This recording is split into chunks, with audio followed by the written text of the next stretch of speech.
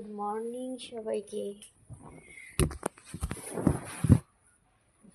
আমার ঘুম ভেঙে গেছে অনেক ভোরবেলায়।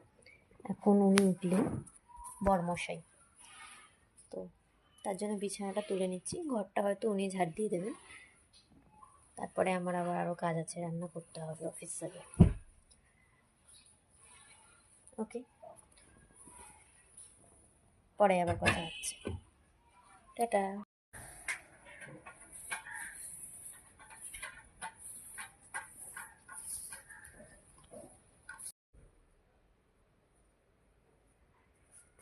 নাহলে ভেবেছিলাম আজকে ওকে ওই বলেছিল যে ঘরটা পরিষ্কার করে দেবে, বাধ্য আমি পরিষ্কার করছি। তোমরাই বলো যে তোমরা মানে এরকম তোমাদের সাথে তাদের সাথে এরকম হয় না থাকলে সেই ঘরের অবস্থা মানে দেখার মতো থাকে না। আর আমি তো নোংরা একদম দেখতেই পারি না, তার জন্য আমি পরিষ্কারটা করছি। চলো, কি হয়েছে কিন্তু তোমাদের দাদাভাই যেহেতু ছুটি নেই, নাহলে ভেবেছিলাম আজকে ওকে ওই বলেছিল যে ঘরটা পরিষ্কার করে দেবে, বাধ্য আমি পরিষ্কার করছি। তোমরাই বলো যে তোমরা মানে এরকম তোমাদের সাথে তাদের সাথে এরকম হয় না থাকলে সেই ঘরের অবস্থা মানে দেখার মতো থাকে না। আর আমি তো নোংরা একদম দেখতেই পারি না, তার জন্য আমি পরিষ্কারটা করছি। চলো।